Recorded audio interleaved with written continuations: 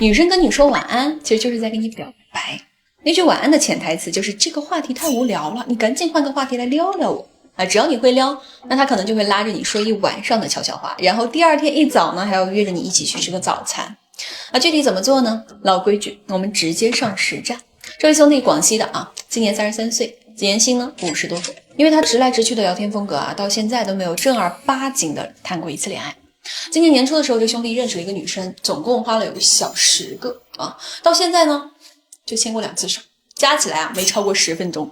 现在呢两人的关系一直是不咸不淡的，每天呢就跟这个女生聊2句日常，晚上呢9点过再互相说个晚安啊，然后就没有任何的交流了。兄弟的原话是什么？焦哥，我感觉我都快跟他处成哥们儿了啊！我想要突破关系，但是呢又找不到机会，你能帮帮我吗？今年年底我真的想有个结果，带他回家见见父母，解脱一下我在家里的压力。其实啊，这个兄弟的情况真的很常见，因为不懂女人的关系诉求，所以盲目的进行物质填充，最后呢就反而堵住了自己的晋升渠道。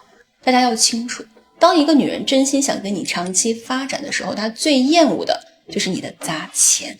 你砸的钱越多，女人只会越怀疑你，她会去想，你到底把我当什么了？用钱就想买断我，你凭什么不尊重我呀？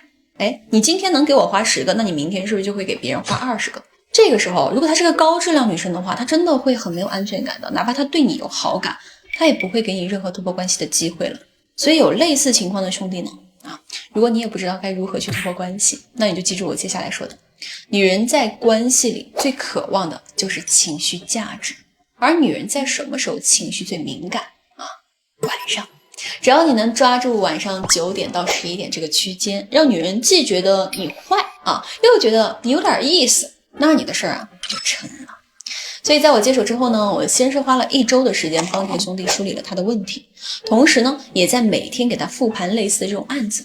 等到调整结束后呢，我就带着这个兄弟开始突破关系了。有天晚上9点过啊，女生呢她还是按照以前的这个惯例给兄弟发了一个晚安啊，这次呢我就带着兄弟回了一句说行，今日指标啊已完成。那女生呢她直接是秒回了，说什么指标啊？那我们就继续说啊，睡前跟10个美女发晚安。那这个兄弟啊也就才跟了我3天嘛，所以他的心态还没有彻底的转变过来。他就问我说，江哥，如果我这么说这么问他万一误会我了，真的相信了怎么办？这个就是很典型的服务性思维，也是女人最瞧不起的一种相处模式。什么是服务性思维？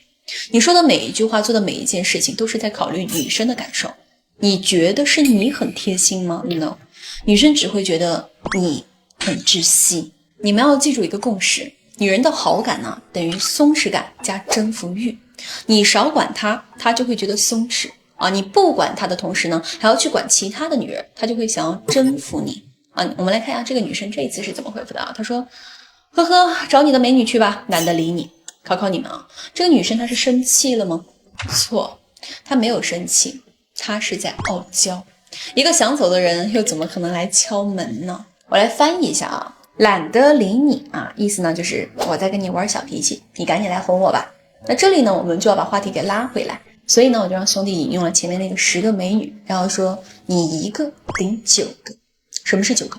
还是那句话啊，当你告诉一个女人你完全属于她的时候，那你就已经失去她了啊。女生当时又问啊，9个，那还有一个是谁啊？我认识吗？那我们是直接回复说认识啊，别人愿意唱歌哄我睡觉，你呢？啊，女生直接秒回了，说我认识的是万万还是娜娜呀？啊，我们又回复说明儿你请我吃顿饭，我就告诉你是谁啊。那这个女生这次直接就回复了，行，明天我请，你说吧。那我们就直接回复了，我妈。女生秒回了一串的问号，然后就说懂了，你就是想坑我一顿饭呗，真不要脸。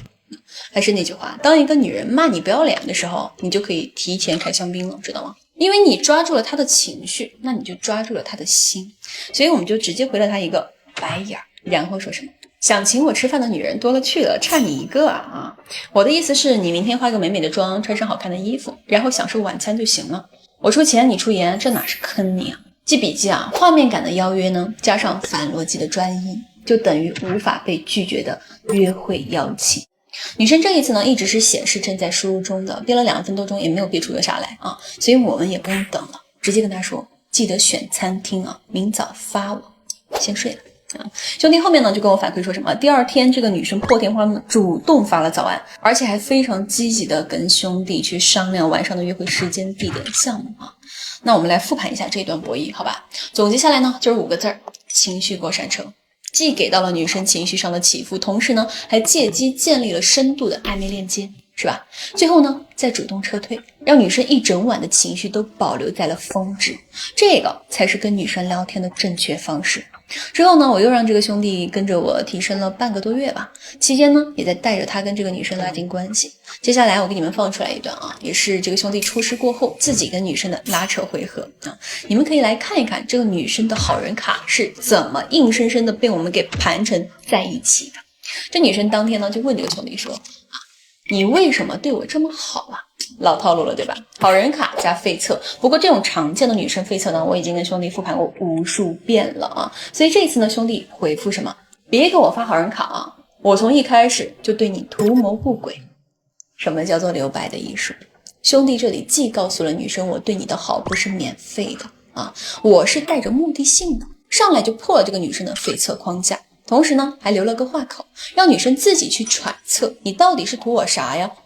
是我想的那个样子吗？当一个女人觉得你琢磨不透的时候呢，她就已经属于你了。这里女生也是过了好几分钟之后才说什么，那你到底图我啥呀？